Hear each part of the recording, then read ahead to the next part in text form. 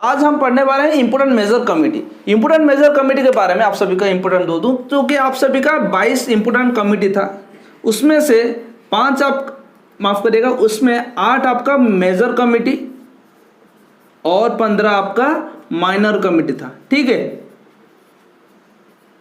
ये जो 8 major committee था इसमें आपका कॉन्स्टिट्यूशन का पूरा डिटेल यहाँ पे बोल दूंगा, और 4 इंपोर्टेंट पर्सन ऐसे थे जिनके कंधे पे ये 8 मेजर कमेटी और कॉन्स्टिट्यूशन बनाने का जिम्मेदारी बहुत ही अच्छे तरीके से रखा गया था। ठीक है, तो दोस्तों हमारा जो कॉन्स्टिट्यूशन देख रहे हैं इन्हीं 4 लोगों के वजूद में हमें कॉन्स्टिट्यूशन मिला है। ठीक है, इनके बारे में बहुत ही अच्छे तरीके से क्लास में बताऊं, तो क्लास देखिए और एंजॉय करिए। नमस्कार दोस्तों, स्वागत है एक बार फिर से आप सभी का M2 सक्सेस 98 हमारे यूट्यूब प्लेटफॉर्म पर। दोस्तों जो पॉलिटी का सीजन चल रहा था, आज उसका दूसरा क्लास है। आशा करूंगा कि पहले क्लास भी आप देखे हो और अच्छे से समझ आया होगा, और बाकी जो भाई बहन ने जो पहला क्लास मिस कर दिया तो ऊपर आई बटन, नीचे डिस्क्रिप्शन बॉक्स में आप सभी को पहला वीडियो मिल जाएगा, जाकर जल्दी से जल्दी देख सकते हो। दोस्तों बात यह होता है कि जो दूसरा क्लास आज मैं करने जा रहा हूँ कि कॉन्स्टिट्यूशन असेंबली जो 8 मेजर कमिटीज थे, एक्चुअली में टोटल उनका 22 कमेटी था, उनमें से आपका 8 मेजर कमेटी था। ठीक है, और मेजर कमेटी में ऐसे सारे शख्स हैं हमारा, ऐसे सारे बहुत इंपॉर्टेंट पर्सनालिटीज़ हैं जो कि पहले पार्ट से बहुत ही ताल्लुक रखते हैं, लिंक होता है, तो इसलिए पहला क्लास आप सभी को देखना जरूरी है, जल्दी से जल्दी जाकर देखो।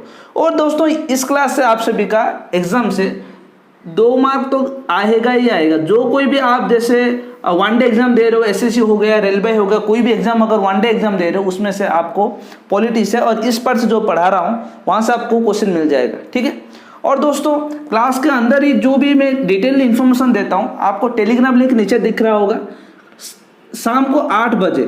ठीक है, शाम को 8 बजे आपका टेलीग्राम चैनल पर क्विज स्टार्ट हो जाता है क्लास के अकॉर्डिंग। तो आशा करूंगा आप सभी ज्वाइन करेंगे और पार्टिसिपेट करेंगे, और आप सभी क्लास से कितना सीखते हो वहाँ पे आपका जो भी कंपटीशन होता है आप उसका जो भी चीज़ें आपको जहन में होगा वहाँ पे आप दिखाओगे। ठीक है, तो चलिए स्टार्ट करते हैं। जैसे कि मैं आपको पहले बोला हूँ कि जो कि भारत का संविधान बना, जो कॉन्स्टिट्यूशन असेंबली था, उसका टोटल कमेटी कितना था? 22 था। ठीक है, ये था आपका टोटल कमेटी, उनमें से 8 मेजर कमेटी था।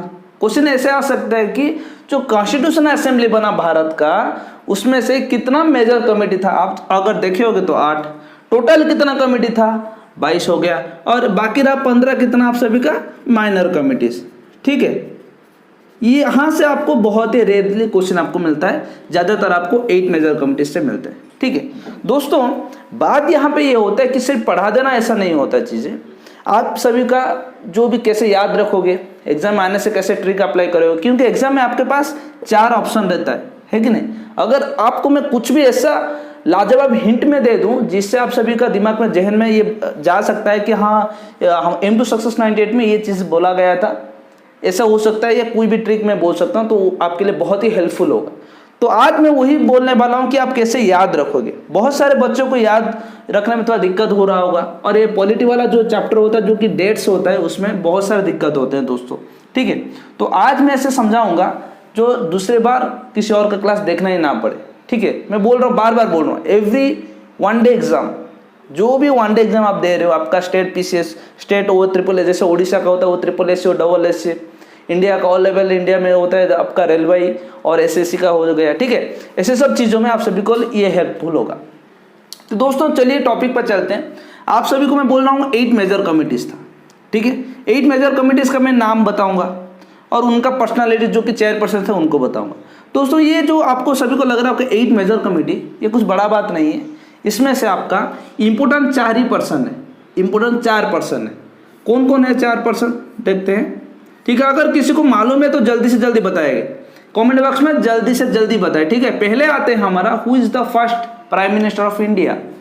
जवाहरलाल नेहरू जी। ठीक है, मैं शॉर्ट फॉर्म में लिख रहा हूँ, Jawaharlal Nehru ji, first famous personality India के। दूसरे आते हैं the father of Indian constitution, doctor Bhimrao Ambedkar, है कि नहीं। ठीक है, तीसरे में कौन आते हैं? बोलिए, तीसरे में कौन आते हैं? फर्स्ट होम मिनिस्टर कौन थे? पटेल जी, ठीक है, पटेल जी, Sardar Vallabh Bhai Patel ji, iron man of India, iron man of India, ठीक है, याद रखिए। ये तो बहुत ही इंपॉर्टेंट रोल प्ले करते हैं 8 मेजर कमेटी। और भारत का जो भी आप इतना शानदार, इतना सुंदर हमारा देश का मैप है बनाने में, जो स्ट्रक्चर है हमारे जितने भी देश का, ये सब बनाने में इनका ही हाथ है, ठीक है। और बाकी मोस्ट इंपोर्टेंट पर्सन और फर्स्ट, हम जैसे बोलते हैं first person of India president, first president कौन थे? डॉक्टर राजेंद्र प्रसाद, राजेंद्र प्रसाद, ठीक है दोस्तों। और इनके बारे में और अंबेडकर के बारे में, जवाहरलाल नेहरू जी के बारे में, ये तीनों के बारे में ऑलरेडी पहले क्लास में आपको ऑलरेडी डिटेली बोल चुका हूँ, ठीक है। क्वेश्चन वहां से भी आ सकते हैं, मल्टीपल चॉइस में कोई भी कहीं से भी पूछ सकता है एग्जामिनर, ठीक है। एग्जामिनर के माइंड्स के साथ हम खेलेंगे तो पता चल जाएगा क्या चीज़ें होता है। देखिए यहाँ पे आपका 8 मेजर कमेटी था, 8 मेजर कमेटी ये चारों लोगों के बीच में डिस्ट्रीब्यूट किया गया था। और ये जो चारों लोगों को जो जो कैटेगरी, जो जो एडमिनिस्ट्रेटिव, जो जो असेंबली मिला था, क्यों मिला था, आप कैसे याद रखोगे, सब चीज़ों को मैं आपको डिटेली कंप्लीटली मैं आपको एक्सप्लेन करूंगा क्लास के भीतर, ठीक है। समझ गए? आशा करूंगा। 22 कमेटी था, उसमें से 8 मेजर कमेटी, 15 माइनर कमेटी, ठीक है दोस्तों। तो चलिए क्लास के अंदर चलते हैं। पहला हमारा पर्सनालिटी है जो कि भारत के 4 पिलर, जो कि कॉन्स्टिट्यूशन असेंबली बनाने में बहुत बड़ा भूमिका निभाए थे। पहले जवाहरलाल नेहरू जो कि first prime minister of India थे, ठीक है। तो चलिए पहले जानते हैं जवाहरलाल नेहरू जी के बारे में। तो नेहरू जी के बारे में मैं यहां पे मार्क कर दूंगा। पहला पर्सन आता है जवाहरलाल नेहरू जी,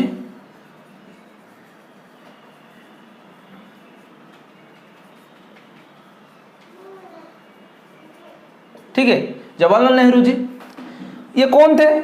हमारा पहला प्राइम मिनिस्टर थे। उनके अंडर में यूनियन पावर कमेटी, ध्यान से सुनिए क्लास को, ठीक है, ध्यान से सुनिए। मैं जो भी लिख रहा हूं उसका स्क्रीनशॉट ले लीजिए या आप कुछ नोट्स प्रिपेयर करिए। इसका पीडीएफ नहीं मिलेगा दोस्तों, मैं बार बार बोल रहा हूं, इसका पीडीएफ नहीं मिलेगा, लेकिन इसके रिलेटेड जो भी क्वेश्चन हम बना रहे हैं उसको टेलीग्राम लिंक पे आप सभी को मिल जाएगा, ठीक है दोस्तों। तो ये बात होता है, यूनियन पावर कमेटी आ गया, union constitution committee, constitution committee, और लास्ट होता है स्टेट कमेटी।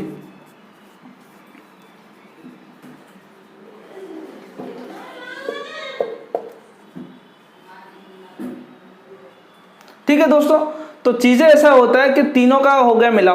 तो यहां से मैं आपको बताऊंगा कि चीजें होता क्या है। कि देखिए पावर जो होता है हमारा, जो ये यहाँ पे पावर हो गया, कॉन्स्टिट्यूशन हो गया, स्टेट हो गया, क्योंकि जवाहरलाल नेहरू प्राइम मिनिस्टर थे भारत के, भारत का सारा जो कि कैबिनेट मिनिस्टर का हो गया, देश का पावर किसके हाथ में रहता है? प्राइम मिनिस्टर के हाथ में रहता है। मानता हूं प्रेसिडेंट के बिना सिग्नेचर के द्वारा कुछ हो नहीं सकता, लेकिन पावर किसके हाथ में रहता है? प्रेसिडेंट का नहीं, प्राइम मिनिस्टर के हाथ में रहता है। तो अल्टीमेटली हमारे दिमाग में आ जाएगा यूनियन पावर कमेटी। उस टाइम पे ना कोई स्टेट था, ना कोई मतलब बोल सकते हो यूनियन टेरिटरी था, कोई नहीं था, हमारा एक ही देश था जो कि था भारत। अभी डिवाइड हो गया है बहुत सारे स्टेट्स में, बहुत सारे डिस्ट्रिक्ट में, ये सब चीज़ों का। उसी टाइम पे यूनियन पावर कमेटी जो कि जवाहरलाल नेहरू जी के पास था। सेकंड पॉइंट आता है यूनियन कॉन्स्टिट्यूशन कमेटी, संविधान को रक्षा करना, संविधान का कुछ नियम बनाना, संविधान के कुछ जो कि आर्टिकल्स होते हैं चेंज करना, अमेंडमेंट का होता है, ये सब चीज़ों किसका काम होता है? कैबिनेट, और कैबिनेट का हेड होता है प्राइम मिनिस्टर। ये था प्राइम मिनिस्टर के हाथ में। तो याद रखिए union power committee, union constitution committee किसके हाथ में होता है? जवाहरलाल नेहरू जी के हाथ में था, जो कि पहले प्राइम मिनिस्टर थे हमारे। उसके बाद आता है स्टेट कमेटी। स्टेट कमेटी में जैसे कि आप सभी को पता है, हर एक स्टेट अभी जो बन रहा है, स्टेट कैसे बनेगा, कहाँ से बनेगा, जो भी पिछले स्टेट थे उनको कैसे मनाया जाए, उनको कैसे भारत के साथ मिलाया जाए, ये सब चीज़ों का देख रखन कौन करता था? हमारा जवाहरलाल नेहरू जी रखते थे, ठीक है। चीज़ें, इस चीज़ों को ध्यान रखिए, मैं बहुत ही अच्छे तरीके से समझा रहा हूं, ठीक है। उसके बाद आता है सेकंड पॉइंट में, जो कि डॉक्टर भीमराव अंबेडकर, डॉक्टर भीमराव अंबेडकर जी, जो कि फादर ऑफ इंडियन कॉन्स्टिट्यूशन थे, भारत के संविधान के जनक, ठीक है। और बहुत ही लाजवाब किस्सा है उनका। इनके पास एक ही ऑथोरिटी था, एक ही पावर था, जो कि था आपका ड्राफ्टिंग कमिटी, जो कि था drafting committee.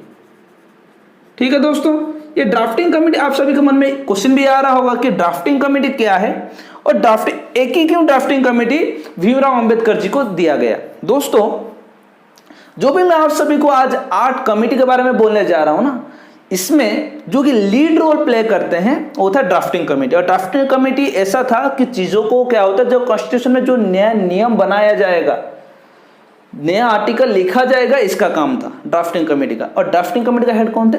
Doctor Bhimrao Ambedkar ji. तो दोस्तों, यहाँ पे आपको सभी को पता चल रहा होगा कि डॉक्टर भीमराव अंबेडकर कितना स्ट्रॉन्ग पर्सनालिटी थे और भारत के संविधान बनाने में उनका कितना बड़ा रोल था, कितना बड़ा हाथ था और कितना बड़ा जज्बा था। ठीक है दोस्तों, तो अभी तक हम 2 पर्सनालिटी के बारे में जान चुके हैं।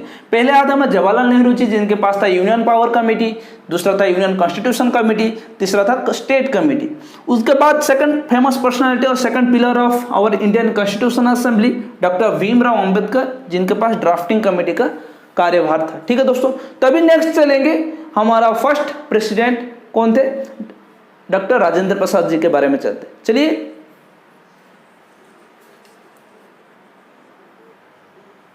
ठीक है दोस्तों, तो तीसरे पर्सनालिटी हमारा आते हैं डॉक्टर राजेंद्र प्रसाद।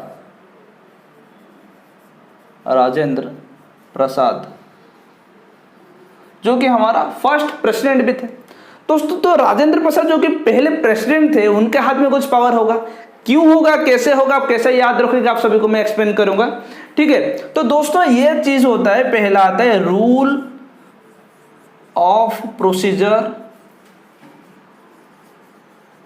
कमिटी, दूसरा आता है स्टीयरिंग कमेटी।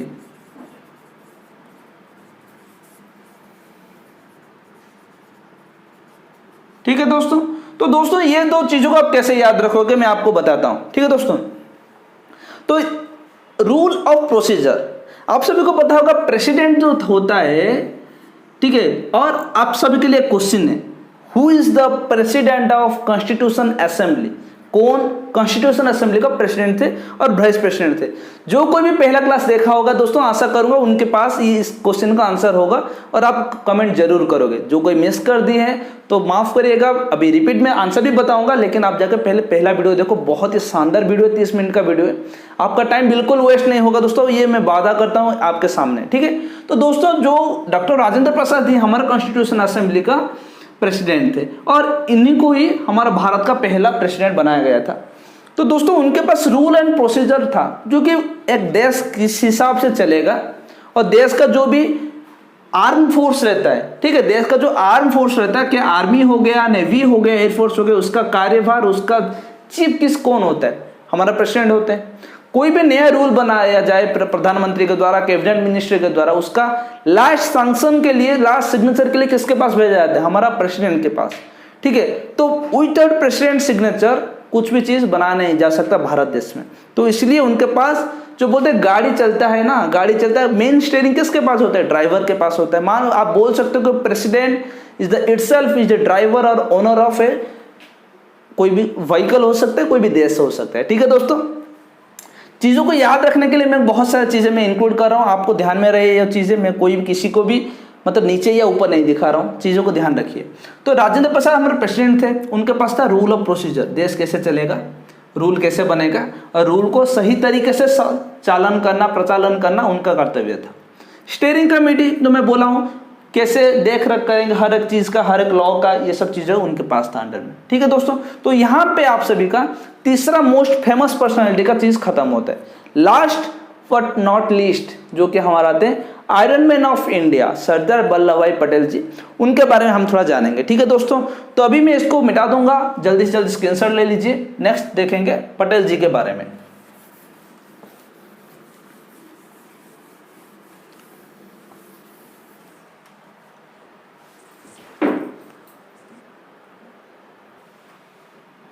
ठीक है, तो लास्ट है आप सभी का सरदार वल्लभ भाई पटेल। सरदार भाई पटेल, जिनको हम क्या बोलते हैं? Iron man of India. तो दोस्तों इनको आयरन मैन ऑफ इंडिया बोलने के लिए बहुत ही तरीके हैं, बहुत ही रीज़न है, उनको क्यों बोला जाता था, ठीक है दोस्तों। तो ओवरऑल हम बोल सकते हैं 562 प्रिंसली स्टेट था। जब भारत 1947 अगस्त 15 में जब स्वाधीन हुआ था, फ्रीडम हुआ था, तो उनके पास 562 प्रिंसली स्टेट थे। उनमें से फेमस आप सभी को पता होगा कि जो कि हैदराबाद निजाम और Jammu and Kashmir princely state थे। हैदराबाद निजाम के ऊपर बहुत ही अच्छा फिल्म बना है, आप जाकर देख सकते हो। और मैं आपको सजेस्ट करूंगा हर एक बंदा जो भी कॉम्पिटिटिव के लिए प्रिपेयर हो रहा है वो फिल्म जाकर देखे, क्योंकि आप सभी को पता चलेगा वल्लभ भाई पटेल को क्यों आयरन मैन ऑफ इंडिया कहते हैं, ठीक है दोस्तों। और उनके स्मृति में 182 मीटर एक स्टैचू ऑफ यूनिटी बनाया गया है। कहाँ पे? गुजरात में सरदार सरोवर डैम के पास, ठीक है। ये सब चीज़ें जनरल नॉलेज पे आ सकता है, आपको बहुत बार एग्जाम में आया है, बहुत ही मतलब वर्ल्ड का सबसे टॉप स्टैचू है, ठीक है दोस्तों। तो चलिए उस तरफ नहीं जाएंगे, थोड़ा मैं आप डिटेली बोलता हूँ। तो उनके अंडर में 2 कम्युनिटी था, ठीक है। क्या क्या? पहले आता था आप सभी का क्या? एडवाइजरी ऑफ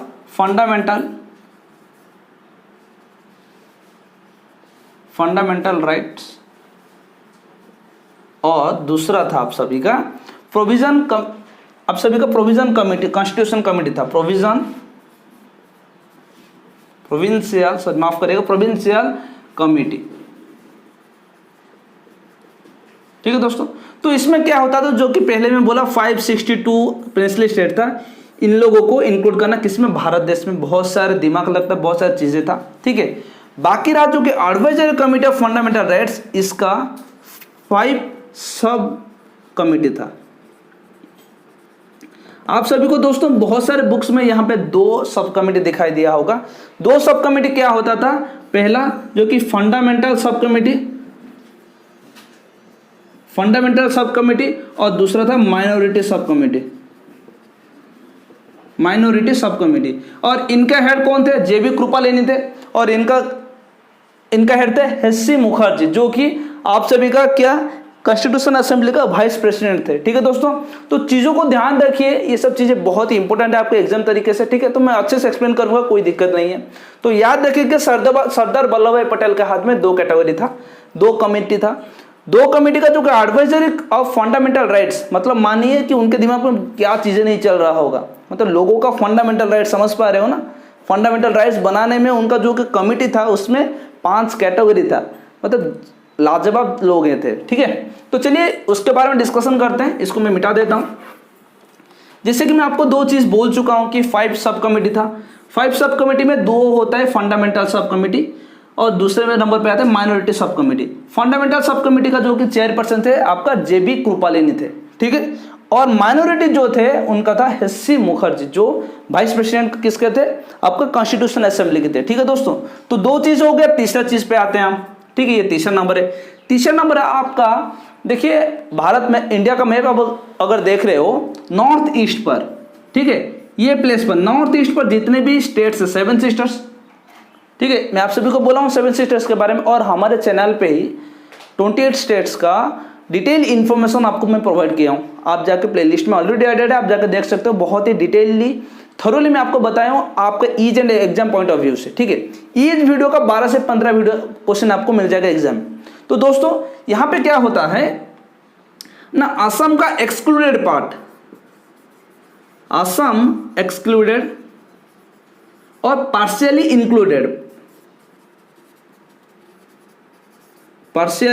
इंक्लूडेड माफ करिएगा, इंक्लूडेड, और नॉर्थ ईस्ट का जोन था, नॉर्थ ईस्ट का जोन था। इसका लीडर कौन था? गोपीनाथ जी। इनका लीडर और चेयरपर्सन था गोपीनाथ जी, जो कि गोपीनाथ जी कौन थे? जो कि आसाम का पहला सीएम थे। गोपीनाथ जी आपका आसाम का पहला सीएम थे, ठीक है दोस्तों। कितना हुआ? Fundamental sub committee, minority sub committee, north east sub committee हो गया। इसके बाद आता है चौथा, 4th पॉइंट पे आप सभी का मिल जाएगा partially included excluded Assam part, मतलब आप सभी बोल सकते हो पार्शियली इंक्लूडेड असम को छोड़ के, एक्सेप्ट असम, ठीक है दोस्तों। ये था, और इनका कौन था लीडर? आप सभी को मिल जाएगा कि ए के खन्ना थे शायद, माफ़ करिएगा, थोड़ा मुझे उस सब चीज़ में डाउट है, लेकिन आप सभी का एवी, माफ़ करिएगा, एवी ठाकुर, एवी ठाकुर, एवी ठाकुर थे। ठीक है दोस्तों, फोर्थ हो गया लास्ट, लास्ट है आपका नॉर्थ वेस्ट। ठीक है, ये नॉर्थ वेस्ट जो पार्ट था, नॉर्थ ईस्ट और पार्शियल इंक्लूडेड एक्सेप्ट असम का, ये सब चीज़ों का इंक्लूडेड पार्ट था। ठीक है दोस्तों, तो दोस्तों यहाँ से आप सभी का क्या होता है ना, जो कि मेजर कमेटी ऑफ आप सभी का असेंबली, कॉन्स्टिट्यूशन असेंबली था, उस सब चीज़ों का डाटा मैं आपको कंप्लीट डिटेल में दे दिया हूँ। और आशा करूँगा ये क्लास आप सभी को बहुत ही अच्छा लगा होगा। अगर अच्छा लग रहा है एक लाइक करिए, एक शेयर करिए एंड सब्सक्राइब करिए अपने दोस्तों के साथ। दोस्तों मैं बार बार बोल रहा हूँ, वन डे एग्जाम जो कोई भी आप एग्जाम देते हो, एसएससी हो गया, रेलवे हो गया, कोई भी एग्जाम देते हो, ये वाला पार्ट आप सभी को मिलेगा ही मिलेगा। तो आशा करूँगा ढेर सारा लाइक करें, ढेर सारा प्यार बांटेंगे। तो मिलते हैं नेक्स्ट क्लास पे, तब तक जय हिंद।